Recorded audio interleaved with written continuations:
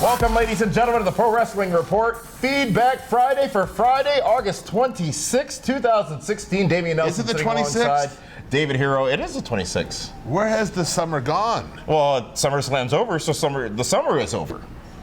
It's Labor Day weekend? Coming up next. Next weekend, not this Weekend, yes. Next. Yes. I'm ready. Folks, we are back here at Karma Bar and Grill in Milwaukee, Wisconsin. We had so much fun last weekend. David Hero, why not do it again here at Karma? You know what they say, once you go Karma, you can't go back. Well, you've been told that here, actually. Yeah, exactly. Yes. It's Feedback Friday, and a lot of things going on in the wrestling world this week. Most notably last weekend, big shows from almost every wrestling promotion. NXT, Ring of Honor, and WWE. We're going to kick this off with talking about WWE SummerSlam from last Sunday at the Barclays Center in Brooklyn, New York. David Hero, and some big matches came out of that event. And we're going to talk about them. Firstly, Well, there was big matches that went into the event also. and they came out as well. And they came out after. But firstly, the match that you forgot about last week and Be the Oh, Booker. I didn't forget because we ran out of time. Oh, we did. We ran out of My time. monitor went out. Your monitor went out. That's Yes. fantastic, and I'm sorry to hear that. We'll get you a new one. Promise? Can you take a The board standard wasn't definition big one? enough. Yeah, it was minus 2 matches. Sure, it wasn't. So you picked the 6 Divas tag match to put on there instead? You said you wanted to Actually, talk you didn't about put that one on there either. I didn't? You had one job. I did. No, I did. One job. I did. One. Because we talked about Eva Marie. Yeah, because I inserted that into the conversation. You inserted Eva Marie? Ladies and gentlemen, John Cena versus AJ Styles last Sunday night at SummerSlam. What a match it was between these two amazing individuals, and many going into it thought that this would be the match of the night. They thought that this would be the match that would be the definition of AJ Styles, or even the departure, if you will, of John Cena. The match delivered for sure. The match was fantastic, if not phenomenal. AJ Styles gets a clean pinfall victory over John Cena at SummerSlam. AJ Styles. You know, everyone complained that AJ Styles lost to Chris Jericho at WrestleMania. I forgot all about that. Okay, they complained about that. Well, they were all. Wasn't it a ladder match? They complained that John Cena beat him, you know, in the tag match with Enzo and Cass.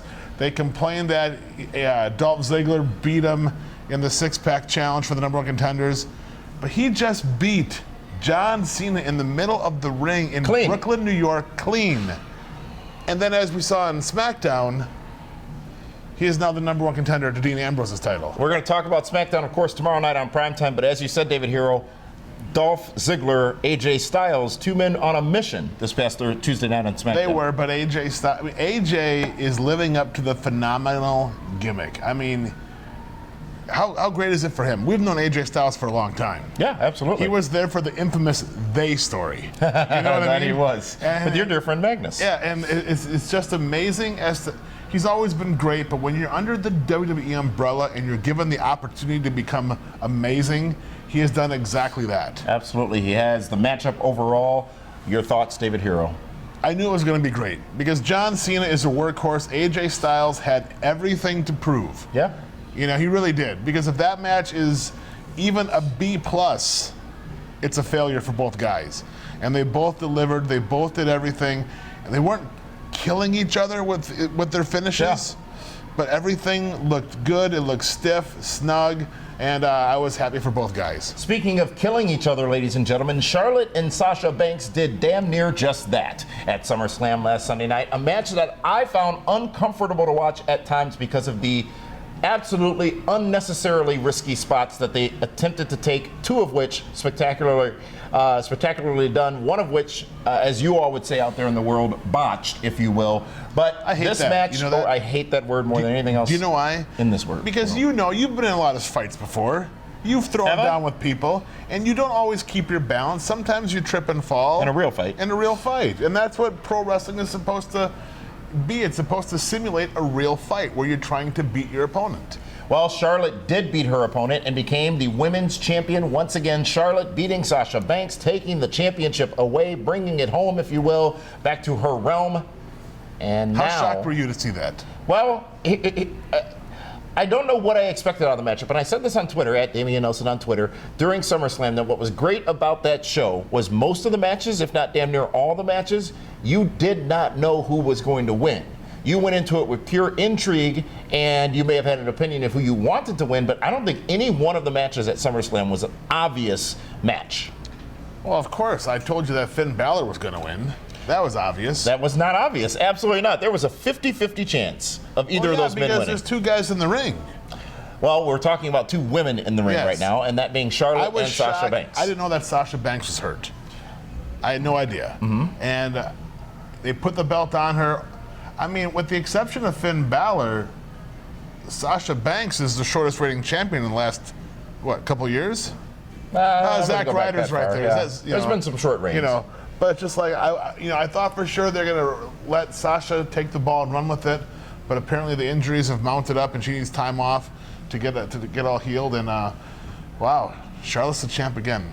I did not see that coming. Did not. No. How about the spots in the matchup? Firstly, when Charlotte dropped Sasha on the top rope, I guess that was trying to perpetuate that back injury claim that would be forthcoming. And then the Hurricanrana or whatever it was off the top rope from Sasha to Charlotte, where she damn near broke her neck, it looked like. Twice. Just unnecessary, it felt in that matchup. Well, the girls wanted to prove that they are the new era and that they aren't, and that they belong. But was it necessary? Was it overall at the end of the match, was it necessary? If you think about it, Sasha and Billy did the same stuff in Brooklyn last year, NXT TakeOver. Crazy stuff. Yeah. And Bayley and Asuka did some crazy stuff on Saturday night at NXT TakeOver. So were they simply trying to outdo them? Of course they were. There's no question. But was it necessary? No, it's never necessary, but they felt they had to do it. It's never necessary to have spots like that? Near miss spots like that in a match? Why would you want to risk your career? So when I ask about it being necessary, I mean to entertain the fans. Did they have to deliver those spots in that matchup for the fans? Because I agree with you. It's never really necessary in the common sense realm of wrestling. Because some of those moves we've never seen those girls do before. Which is a good thing. We saw some moves from Cena that he's never done before in the matchup with Styles as well.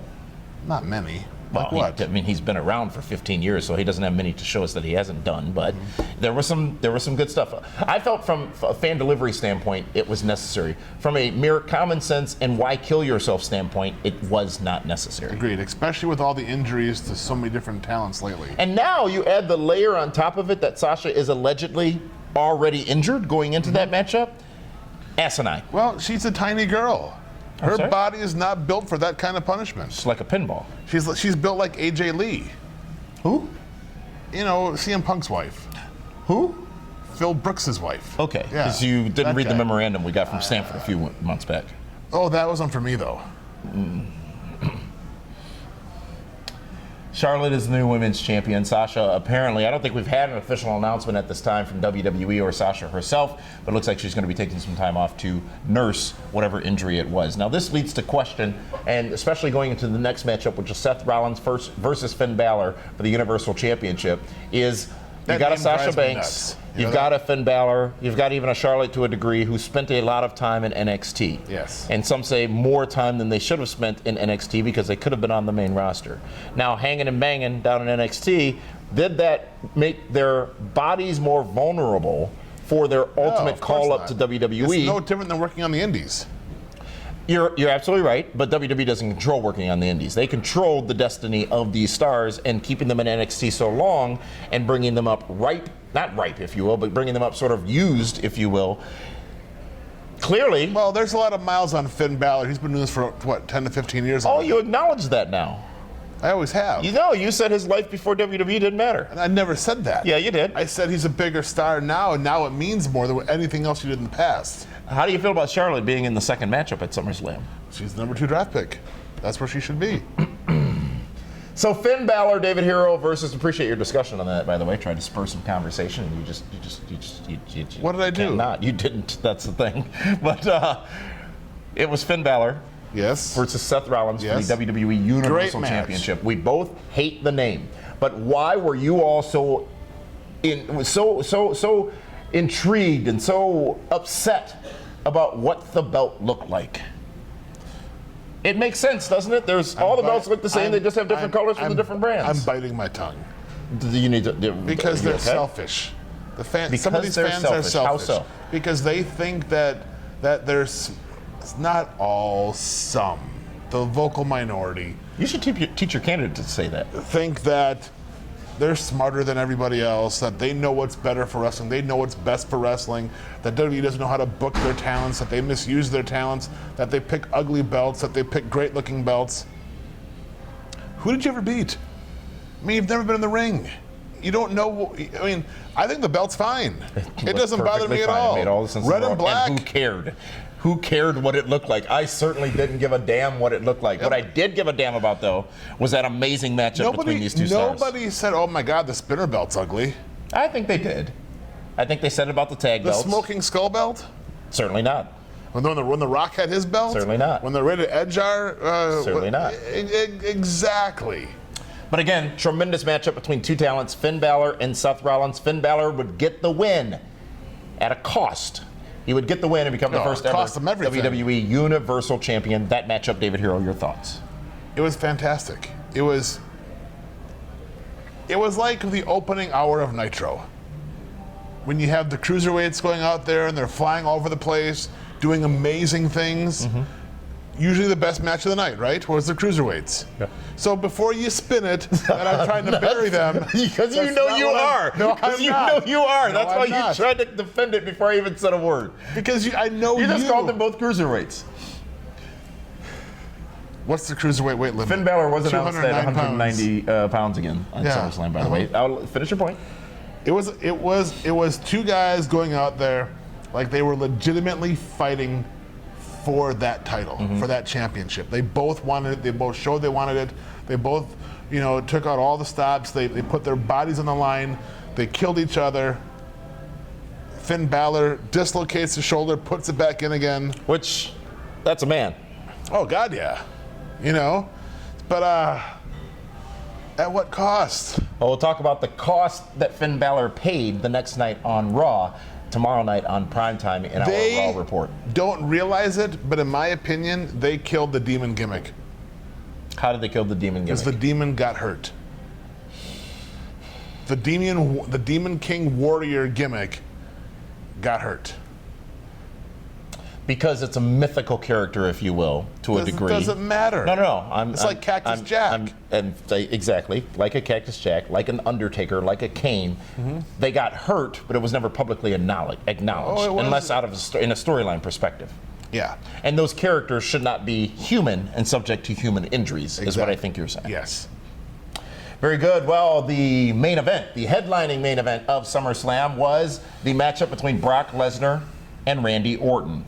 This was a short matchup that ended with Brock Lesnar busting the head open of Randy Orton, and the match subsequently being called. Randy Orton loses by technical knockout from Brock Lesnar What'd at you SummerSlam. think? I thought it was sloppy. The match was sloppy. I thought it was a fight.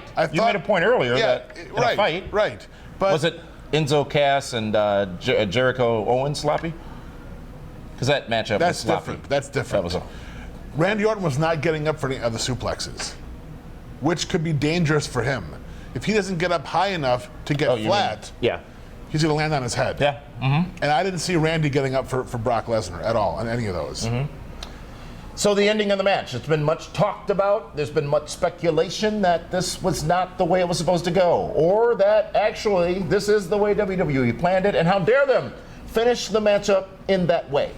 Now, I will let you make your point in a moment, David Hero, but I will say this. I don't know how you could plan that Brock Lesnar is going to crack your head in half to end the matchup. I don't know how you plan that. You saw the cut, you saw the blood. He is a trained UFC fighter. Yes. He knows how to throw elbows better than anybody. Yes. Okay. Has he ever thrown an elbow in UFC that resulted in a cut like that? Not that I can recall. Here's why. Because they cover up. Randy gave him his head. Not like, you're just freaking filthy. You know that? He's on top of him. I have no idea what you're talking about. He's on top of him. Mm-hmm. When he took off the pads, I knew it was going to be bad. Those elbows are like surgical knives. Okay, so what do you think the planned finish of the match was? That was exactly it. Here's why. Should I explain this now or tomorrow? You can explain that now. Randy Orton cannot beat Brock Lesnar in a traditional match. Brock Lesnar cannot beat Randy Orton in a traditional match, and here's why. Because when you beat someone in a traditional match that is no cheating, you're showing dominance over one of the other. Brock Lesnar's a special attraction. Yeah. Randy Orton just came back from injury. They both needed something big. You do a match where it ends like that, where Randy Orton cannot compete. And let's be honest, if that was a legit shoot where he really tried to hurt him, Randy Orton would have jumped up and he would have fought back. It would have been bad. You get hit in the head that hard and bleed that much, you can jump back up and fight back? It's called adrenaline. Here's the thing that's dangerous. When you let someone hit you in the head that hard, you're also asking for a concussion. So that was kind of kabukish that they even let that happen. Because of their concussion situation and 2 lawsuits right now against the company. With all that being said, if you think about it, when John Cena beat Brock Lesnar, it was at Extreme Rules in a street fight. Yeah. They could use weapons to beat the beast. The baddest man on the planet, the legit UFC fighter, the guy that... Yeah, him too. Brock Lesnar has never lost a traditional wrestling match. Right. In his recent run. In his recent run. Yes. And he's not going to lose it to Randy Orton. But did this... Okay, so fine. I don't argue those points. That's why the finish went the way it went. But which, if you remember, when we did Be the Booker, I said it's a double DQ, double count out. It was some weird finish. But it was. It was a technical knockout, a TKO. Yes. Which might be the first in WWE history. It could very well be. Titled as such. Yeah. So, who did this match help and who did this match hurt, David? Randy Orton or Brock Lesnar? It helped both guys because it made Brock Lesnar a legit badass again. Now keep in mind, the night before was the big UFC fight. Yeah, so now Conor McGregor he throws the big elbow, busts him open. Now you get emotional sympathy for Randy Orton.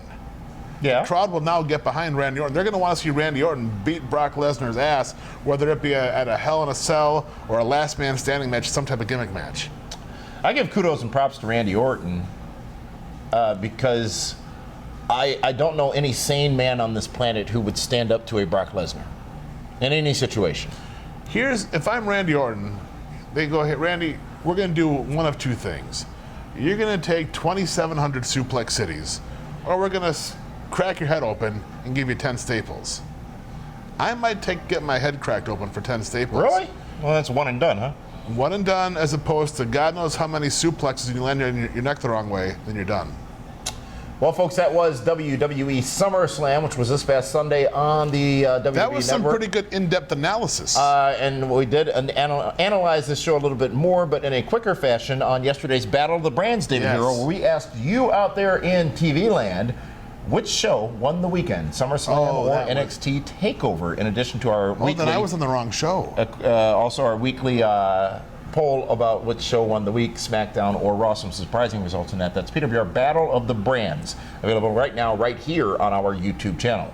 But with that, we're going to take a timeout. When we come back, it's time for David's favorite part of the show, your comments about our broadcast last week. Feedback Friday continues in just a moment.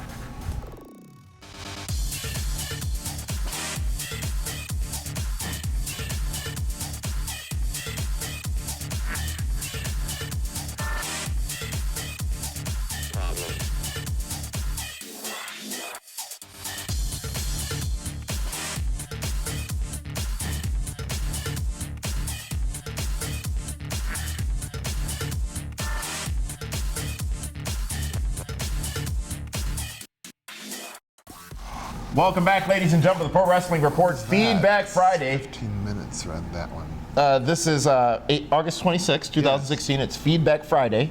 You're David Hero. I'm Damian Nelson, the star. You are trying to take away the time from our become the star? viewers. About 1998. You were what, 32? No, I was still much younger than you at that time. So you were. It's time, folks, to get to your comments, and you can contribute your thoughts, your comments to us in several ways on social media, at Twitter, at PWR Show, and on YouTube, our YouTube channel. We open our comment section and let anyone comment on whatever they so choose, and sometimes you even get you really let the a little bit of floodgates interaction open on with that? us as well. So let's go to our first comment, which comes to us from a YouTube user by the name of Stephen Jacobs, who says, "Listen closely, David Hero. Yes. because Stephen Jacobs might have been drinking when he sent this comment in. He says, and I quote,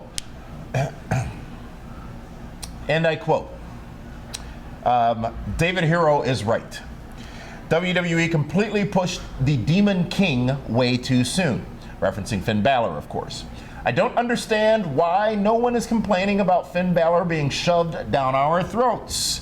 This is the quickest rise to the main event since Ryback, and guess where he is? You know, it really was. What they did, what they proved, is that Finn Balor is not a big enough star to main event a pay-per-view or to be in a world championship match. How'd they prove that? By having him be the Demon King. How so? With a bigger entrance. The Demon King is Finn Balor. No, it's like Cactus Jack. Was Dude Love not Mick Foley? Was Cactus Jack not Mick Foley? No, Mick Foley was Dude Love, but Cactus Jack was not Dude Love. Cactus Jack was Mick Foley. Dude was never Mick.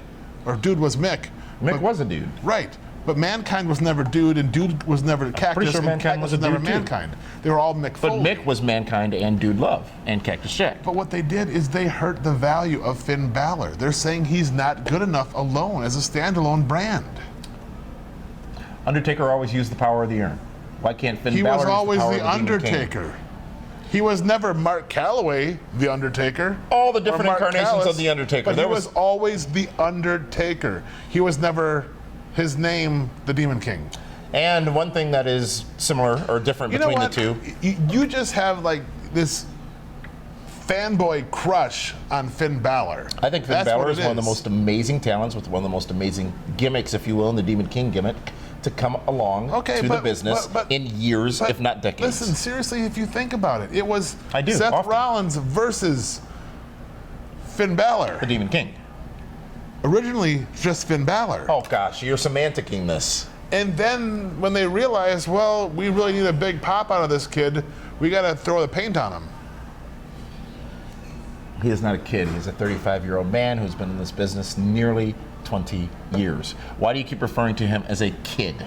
You just did it again. You're doing so in a demeaning fashion. You're doing so to demean him and to diminish his value. Talking about how much he doesn't weigh. Talking about he doesn't weigh he's 200 Irish pounds. or That we know. Scottish or Swedish he doesn't or whatever. Weigh 200 pounds. They're rounding down. Then it should be 150. You don't round down by tens. 5 and up, 5 and below. What math did you just use? They're calling me as 190. You do round by tens in weight. By the Trump University. They taught us that stuff. Then you're rounding by hundreds. Down to zero. Well, then he's like, then he should be 200 pounds. I endorsed Finn Balor long ago in his NXT days. I never saw a Prince McDevitt back before he was in NXT because I'm not that fan, if you will. I don't have all the time to watch. You don't like stuff. Japanese? I don't. I only watch Japanese wrestling on Access TV with Jim Ross and calling the action from New Japan Pro Wrestling because it's interpreted, if you will. I don't speak other languages. I speak Bulgarian fluently. You do? Yeah. Huh. I had no idea. Zdrasty. God bless you. Rusev taught me. Actually, Lana taught me one night. Really? Mm-hmm. Oh, that was the night we couldn't find you in Dallas. Yes. Okay. But thank you, Stephen Jacobs, for that comment. Let's go to our next comment. Stephen Jacobs is a very intelligent human being. From YouTube as well, and this comes from a user by the name of Thunder Knight 19, who says... There we go. What does that mean? Thunder Knight 19. He's probably 19 years old. He probably likes thunder, and maybe he likes, mythical times and knights and dragons and such. Huh. But we had talked about the suspension. I'm sorry, not the suspension, but yes, we did talk about the suspension of Paige last week on this broadcast. And Thunder Knight wanted to chime in a little bit about what happened in terms of her booking. So, and I quote, he says, I think what went wrong with Paige in terms of her booking was WWE brought her to the main roster right when AJ Lee was taking time off. So she didn't have anyone to feud with as a credible threat. Maybe if they had booked Emma better on her call-up a few months earlier, both women would be top contenders in the women's division. That's how she got suspended? Well, it was a wellness policy violation. Because AJ Lee was taking... But she had the Bellas, she had Natty, she had enough girls to work with. I don't understand what he's saying there. There's more going on with this Paige thing, whether it's on the up and up or on the down, on the low and low, than we are being told or being led to believe. Because she has been underutilized and essentially off TV for months. Well, and it's because she's making poor decisions behind the scenes. Well, she could be a wrong place, wrong time kind of girl, too. She got arrested or detained in Vegas, and there was footage of that, yet she was never charged, hadn't done anything wrong, just was in the wrong place at the wrong time. At least as far as we know. British. That's what happens in Vegas. I do know that. Yeah. So what does that mean? Well, they drive on the wrong side of the road over there. The wrong side to you, you arrogant American. What makes the way we drive right? Because it's what we know. I want to thank you guys for those comments and remind you, as we said, you can chime in on YouTube just by simply commenting down yonder on this video. But in order to be sure you can do that, subscribe down yonder on this video as well Down to where? the Pro Wrestling Report down there on the YouTubes and also, of course, on Fight TV. Fight TV, F-I-T-E, the app for all of your combat sports needs, including the Pro Wrestling Report. Fridays at 8 o'clock, Feedback Friday. Saturdays at 8 o'clock with Prime Time Television. Now, speaking of Prime Time Television, David Hero, what a loaded, stacked show we have for you tomorrow night. Ridiculous. We're going to talk about Raw, which was incredibly eventful this past Monday night, SmackDown, which was incredibly eventful this past Tuesday night, also news on NXT TakeOver, Ring of Honor's pay-per-view on Friday night, and of course, DWHS, even though I don't care to hear It's it. the spoken word. All that tomorrow on Primetime right here, same place, folks. 8 o'clock p.m. Central on YouTube and Fight It's the same TV. place. Why you gotta think about it? You know what? My teleprompter went out for a moment there, so I had to. I had to add. When that happens to me, it's not that big of a deal. Well, you can't recover. I can recover. I recovered. Oh, you recovered. Yes. So, anyways, this one might be back tomorrow. I will for sure be back tomorrow. Primetime Saturday night. Thank you for joining us here on Feedback Friday, and we'll see you in just over 24 hours.